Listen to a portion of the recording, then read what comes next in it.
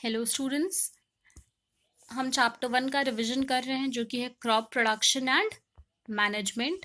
Last term पे हमने agricultural practices यानी कि कृषि पद्धतियां पढ़ना शुरू किया था और इसमें हमने पहला टॉपिक पढ़ा था प्रिपरेशन ऑफ सॉइल, यानी कि किस तरह से मिट्टी को तैयार किया जाता है फसल को लगाने के लिए। अब हम आज सेकंड टॉपिक स्टार्ट करेंगे। एग्रीकल्चरल प्रैक्टिसेस में जो सेकंड टॉपिक है वो है selection and sowing of seeds, यानी कि बीज का चयन और बुआई। बुआई जो होती है ये फसल उत्पादन के लिए सबसे इम्पोर्टेंट स्टेप है।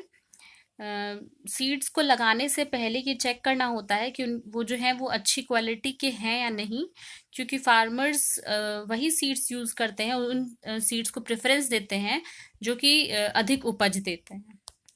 तो हम ये समझते हैं सबसे पहले कि किस तरह से बीजों का चयन किया जाता है। तो इसके लिए एक नॉर्मल सी एक्टिविटी है, आप अपने घर पे भी ये एक्टिविटी करके चेक कर सकते हैं। मान लीजिए कि आपको चेक करना है कि गेहूं के जो बीज हैं, गेहूं के सीड्स जो हैं वो अच्छी क्वालिटी के हैं या नहीं हैं। तो इसको चेक करने के लिए हम क्या करेंगे कि एक बीकर लेंगे और उसमें आधा पानी भर देंगे, फिर उसमें एक मुट्ठी गेहूं डालेंगे और उसको अच्छे से मिक्स करके थोड़ी देर तक इंतज़ार करेंगे। तो कुछ टाइम के बाद हम क्या देखेंगे कि कुछ ऐसे सीड्स हैं जो पानी के ऊपर सरफेस पे तैर रहे हैं और कुछ ऐसे हैं जो पानी के अंदर हैं, डूब गए हैं। तो वो सीड्स जो पानी के अंदर हैं वो अच्छी क्वालिटी के हैं और जो सरफेस पे हैं तैर रहे हैं वो अच्छी क्वालिटी के नहीं हैं।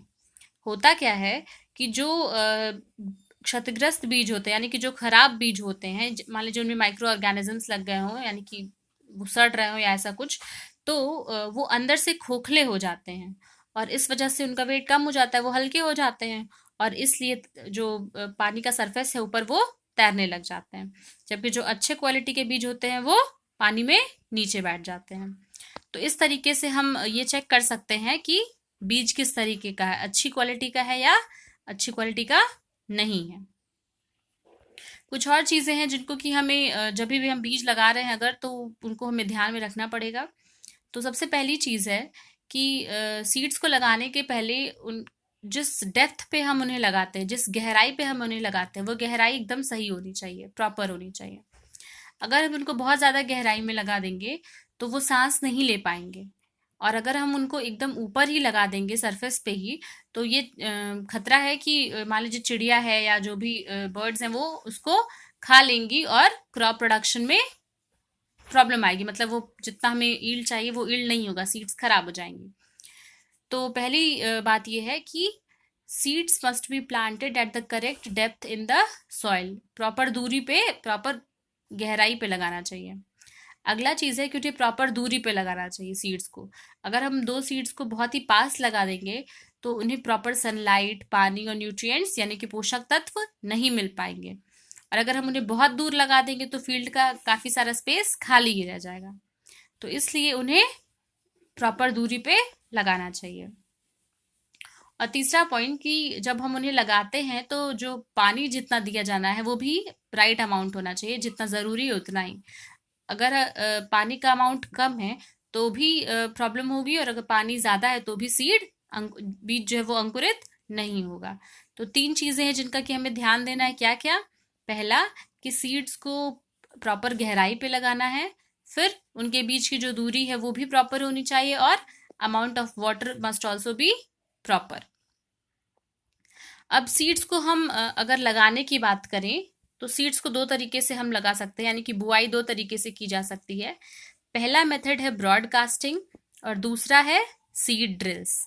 आप लोगों ने कुछ बच्चों ने पूछा था कि ब्रॉडकास्टिंग और सीड ड्रिल वापस से एक्सप्लेन करने को, तो ध्यान से समझिएगा। ब्रॉडकास्टिंग जो है वो एक ह्यूमन प्रोसेस है, यानी कि मैनुअल प्रोसेस है, इसको कोई हम हाथ से करते हैं ब्रॉडकास्टिंग को, जबकि सीड ड्रिल्स जो है वो मशीन्स के थ्रू किया जाता है। ब्रॉडकास्टिंग एक ट्रेडिशनल मेथड है सीड्स को लगाने का। इसमें जो औजार यूज़ किया जाता है, जो इंस्ट्रूमेंट यूज़ किया जाता है वो कीप के आकार का होता है।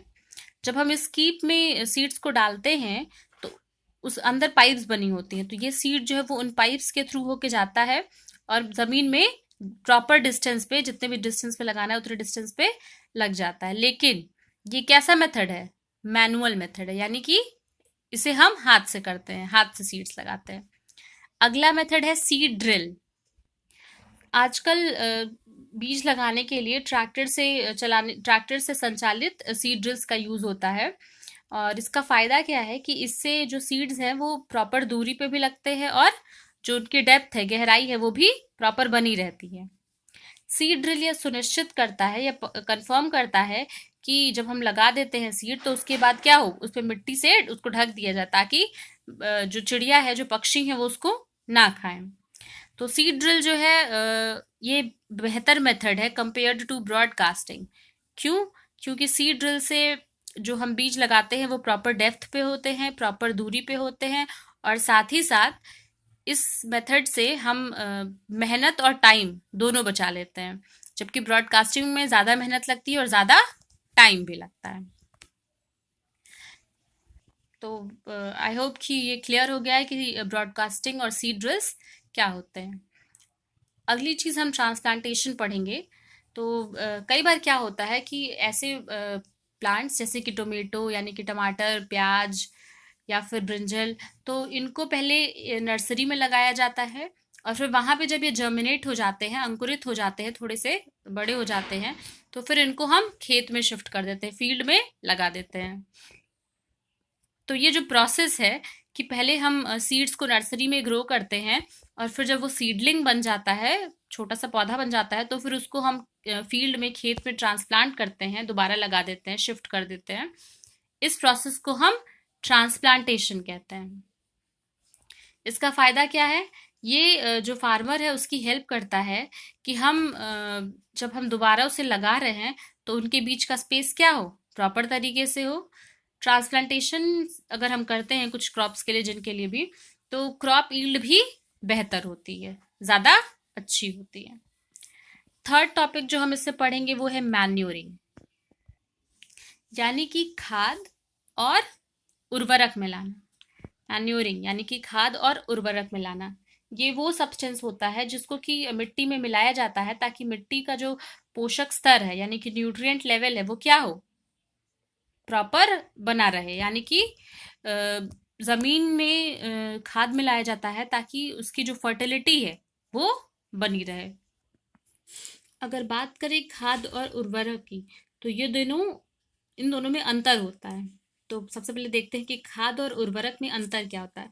खाद यानी खाद यानी कि ये देखिए, खाद यानी कि मैन्योर, और उर्वरक को हम इंग्लिश में कहते हैं केमिकल फर्टिलाइजर्स। तो पहले ये डिस्कस करते हैं कि मैन्योर और केमिकल फर्टिलाइजर्स में डिफरेंस क्या होता है। तो खाद जो है वो प्राकृतिक होती है, और उर्वरक जो होता है वो मानव निर्मित होता है, यानी कि ह्यूमन मेड होता है। मैन्योर नेचुरल होता है, और उर्वरक यानी कि केमिकल फर्टिलाइजर्स जो होते हैं वो ह्यूमन मेड होते हैं।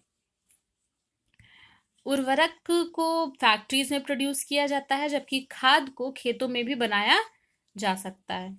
उर्वरक से मिट्टी को ह्यूमस नहीं मिलता है, लेकिन खाद से मिट्टी को प्रॉपर अमाउंट में ह्यूमस मिलता है।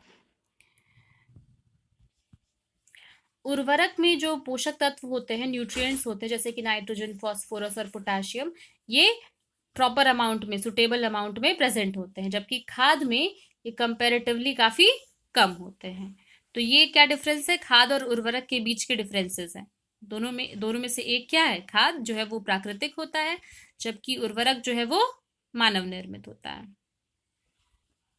अगली चीज मैंने क्वेश्चन में देखा था, आप लोगों ने जो पूछा था कि कंपोस्टिंग और वर्मी कंपोस्टिंग में डिफरेंस क्या होता है। तो ये समझते हैं।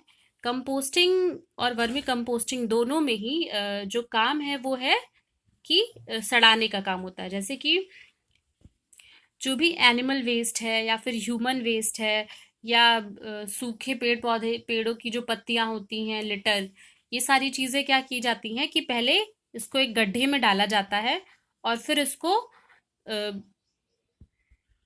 सड़ने के लिए पूरा कुछ टाइम दिया जाता है, कि मतलब उतने दिन में ये क्या होता है, अच्छे से सड़ जाता है, यानी कि इसका अपघटन हो जाता है। अपघटन जो होता है वो कुछ माइक्रो ऑर्गेनिजम्स के द्वारा होता है, यानी कि ये जो इनका फर्मेंटेशन का प्रोसेस है वो कुछ माइक्रो ऑर्गेनिजम्स के थ्रू होता है। तो ये प्रोसेस है कंपोस्टिंग।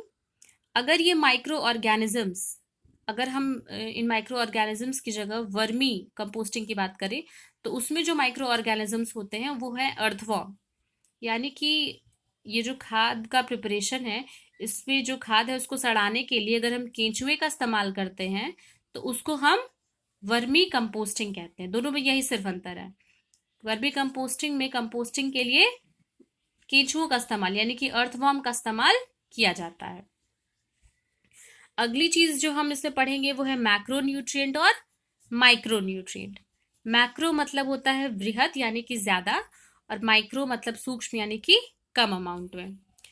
मैक्रो न्यूट्रिएंट्स समझते हैं सबसे पहले। तो ये वो एलिमेंट्स हैं जैसे कि carbon, hydrogen, oxygen, phosphorus, potassium, sulphur, ये सारे मैक्रो न्यूट्रिएंट्स हैं क्योंकि ये ज़्यादा अमाउंट में चाहिए होते हैं प्लांट्स ग्रोथ के लिए। और माइक्रो न्यूट्रिएंट्स क्या होते हैं? जैसे एलिमेंट्स इस तरीके के कि iron, manganese, copper, zinc, chlorine, ये सारे क्या है? माइक्रो न्यूट्रिएंट्स हैं क्योंकि ये प्लांट्स को बहुत ही कम अमाउंट में चाहिए होते हैं। मैक्रो मतलब ज्यादा, माइक्रो मतलब कम। अगली चीज जो इसमें हम पढ़ेंगे वो है मेथड्स ऑफ कल्टीवेशन, यानी कि खेती के क्या क्या तरीके हैं। तो इसमें हम 3 तरीकों के बारे में पढ़ेंगे। पहला है फैलोइंग, फिर है क्रॉप रोटेशन और फिर है मल्टीपल क्रॉपिंग। फैलोइंग क्या होता है? फैलोइंग एक बहुत ही पुराना मेथड है कल्टीवेशन का, जिसमें कि ज़मीन पे मान लीजिए अभी हमने कोई क्रॉप लगाया, फिर उसके बाद अगले सीजन के लिए हम उस ज़मीन पे कोई क्रॉप नहीं लगाते हैं, यानी कि ज़मीन को खाली छोड़ देते हैं, अनकल्टिवेटेड छोड़ देते हैं। फिर अगले सेशन में यानी कि तीसरे सेशन में, तीसरे सीजन में हम वापस से उसमें क्रॉप्स लगाते हैं। यानी कि 2 क्रॉप्स के बीच में एक हम क्या करते हैं, एक सीजन के लिए वहाँ पे कोई भी क्रॉप नहीं लगाते हैं। इससे होता क्या है कि जिस भी सीजन वाले आज हमने क्रॉप लगाया तो प्लांट्स ने न्यूट्रिएंट्स यूज कर लिया। अब अगली बार जब हम जमीन को खाली छोड़ेंगे तो उस टाइम पे जो भी न्यूट्रिएंट्स खत्म हो गए थे वो क्या होंगे, धीरे धीरे करके वापस से सॉइल में रिप्लेनिश हो जाएंगे, उसको मिल जाएंगे। और फिर उसके बाद हम अगले सेशन में वापस से क्या कर सकते हैं, क्रॉप्स लगा सकते हैं। तो ये है मेथड फैलोइंग का। फैलोइंग में क्रॉप लैंड को कुछ टाइम के लिए अनकल्टिवेटेड छोड़ दिया जाता है, लेकिन क्योंकि पॉपुलेशन इतनी बढ़ गई है, फूड ग्रेन्स की ज़रूरत बढ़ गई है, डिमांड बढ़ गई है, तो इसलिए ये मेथड अब बहुत ज़्यादा फॉलो नहीं किया जाता है। अगला मेथड है क्रॉप रोटेशन का। हर एक क्रॉप हमें पता है कि कोई एक क्रॉप है जो वो ज़्यादा कोई एलिमेंट को यूज़ करेगा, दूसरे एलिमेंट को थोड़ा सा कम यूज़ करेगा। तो इसलिए अल्टरनेट क्रॉप्स लगाए जाते हैं ताकि ज़मीन में से यानी कि फील्ड में से जो न्यूट्रिएंट्स हैं, पोषक तत्व है, वो कम कम ना हो। इसको हम क्या कहते हैं, क्रॉप रोटेशन। यानी कि अभी इस सीजन में मतलब हमने पहले कोई क्रॉप ग्रो किया, फिर अगले सीजन में हमने कोई और क्रॉप ग्रो किया। क्रॉप को क्या करते हैं, रोटेट करते हैं, यानी कि एक ही फसल को बार बार नहीं लगाते हैं। फॉर एग्जाम्पल, चावल या गेहूं के सीजन के बाद, क्योंकि चावल और गेहूं की फसल ऐसी है जो कि ज़मीन से बहुत ज़्यादा अमाउंट में नाइट्रोजन को एब्जॉर्ब करती है, तो चावल या गेहूं के ग्रोथ का जो सीज़न है उसके बाद लेग्यूम प्लांट्स को ग्रो किया जाता है। लेग्यूम प्लांट्स क्या होते हैं कि इनकी जो जड़ें होती हैं वो थोड़ी सी स्वलन होती हैं, उसमें स्वलन पार्ट्स होते हैं, फूले हुए हिस्से होते हैं, जिसमें कि बैक्टीरिया प्रेजेंट होता है। स्पेशीज ऑफ राइजोबियम बैक्टीरिया उसमें होता है, जो कि एटमॉस्फेयर के नाइट्रोजन को एक कंपाउंड्स में ब्रेक करता है, या जैसे कि अमोनिया में बनाता है, फॉर्मुलेट करता है, जो कि प्लांट यूज कर सकता है। तो चूंकि ये सॉइल में हमने पहले लगाया था राइस या फिर वीट, और उसने उस क्रॉप ने क्या किया कि सारा नाइट्रोजन एब्जॉर्ब कर लिया। तो अब अगले सेशन के लिए, अगले सीजन के लिए हमें ऐसे क्रॉप्स लगाएंगे जिससे कि नाइट्रोजन क्या हो, वापस से सॉइल में मिक्स हो जाए, प्रॉपर उसका अमाउंट आ जाए। इस मेथड को हम क्रॉप रोटेशन कहते हैं। तीसरा मेथड आता है मल्टीपल क्रॉपिंग का। मल्टीपल क्रॉपिंग के मेथड में क्या करते हैं कि 2 या 2 से अधिक क्रॉप्स हम एक ही साथ उगा देते हैं। अगर हम क्रॉप्स को प्रॉपरली देखें, प्रॉपरली चूज करें कि हम कौन सा फसल लगा रहे हैं, तो किसी एक क्रॉप का फसल जो है उसका जो वेस्ट मटेरियल है वो दूसरे की हेल्प करता है ग्रोथ करने में। इससे सॉइल की फर्टिलिटी भी बढ़ जाती है और जो प्रोड्यूस है अमाउंट ऑफ क्रॉप प्रोडक्शन जो है वो भी बढ़ जाता है। कॉटन और ग्राउंड नट क्रॉप एक ही साथ लगभग लगभग लगाया जाता है। ग्राउंड नट और कॉटन को एक साथ लगाते हैं इसी वजह से क्योंकि वो क्या है, मल्टीपल क्रॉपिंग में उसमें क्या होता है, फायदा होता है। ये इतने सारे मेथड्स हैं जो अभी हमने तीनों मेथड्स पढ़े, लेकिन फिर भी ये काफ़ी नहीं है कि सॉइल की फर्टिलिटी मेंटेन रहे। तो इस वजह से फार्मर्स को मैन्योर फर्टिलाइजर्स भी ऐड करना पड़ता है सॉइल में, ताकि उसकी फर्टिलिटी बनी रहे। तो अगली चीज़ समझते हैं कि मैन्योर क्या होता है। खाद एक ऑर्गेनिक मैटर है, यानी कि एक जैविक पदार्थ है जो कि पौधों या फिर एनिमल डेड प्लांट्स या फिर एनिमल के वेस्ट से बनाया जाता है। किसान क्या करते हैं, अभी मैंने बताया आपको कि क्या करना होता है मैन्योर बनाने के लिए। जो भी ये वेस्ट मटेरियल्स हैं उनको एक गड्ढे में रखा जाता है और फिर उनको अपघटन के लिए यानी कि सड़ने के लिए थोड़े टाइम के लिए रख दिया जाता है। और जब वो इस तरीके से प्रॉपर तरीके से सड़ जाते हैं तो वो कंपोस्ट बन जाता है। कंपोस्ट कैसे बनता है? इन्हीं के डिकम्पोजिशन से, यानी कि प्लांट्स और एनिमल वेस्ट के डिकम्पोजिशन से बनता है। कंपोस्ट अगर हम मिट्टी में मिलाते हैं तो ये मिट्टी के लिए बहुत ही सेफ रहता है, यानी कि अच्छे से ग्रोथ होता है, इसका कोई नुकसान नहीं होता है। हालांकि अगर हम खाद की बात करें तो ये जो इसमें न्यूट्रिएंट होते हैं वो बहुत ही कम अमाउंट में होते हैं compared to the chemical fertilisers. अगली चीज़ हम पढ़ समझते हैं कि केमिकल फर्टिलाइजर यानी कि उर्वरक क्या होता है। उर्वरक जो है वो केमिकल कंपाउंड्स होते हैं, यानी कि रासायनिक पदार्थ होते हैं जो कि जिनमें कि कोई स्पेशल न्यूट्रिएंट प्रेजेंट होता है। वो खाद से डिफरेंट होते हैं। कैसे? क्योंकि उर्वरक को फैक्ट्रियों में बनाया जाता है, यानी कि केमिकल फर्टिलाइजर्स कहाँ बनते हैं? फैक्ट्री में बनते हैं, फैक्ट्रीज में बनते हैं, जबकि मैन्योर जो है वो नेचुरल प्रोडक्ट है। केमिकल फर्टिलाइजर्स का एग्जाम्पल अगर हम लें तो urea, ammonium sulphate, potash, NPK यानी कि नाइट्रोजन फास्फोरस और पोटेशियम। नाइट्रोजन फास्फोरस पोटेशियम तीनों को एक साथ एनपीके फर्टिलाइजर्स कहते हैं। तो ये क्या है? केमिकल फर्टिलाइजर्स के एग्जाम्पल्स हैं। इनके उपयोग से किसान को गेहूं, धान और मक्का जैसी फसलों में अच्छी उपज प्राप्त करने में सहायता मिलती है। लेकिन केमिकल फर्टिलाइजर्स का अगर हम बहुत ज़्यादा यूज़ करते हैं तो धीरे धीरे करके जो मिट्टी की फर्टिलिटी है उसमें कमी आती है। साथ ही साथ ये वाटर पोल्यूशन का भी एक सोर्स है।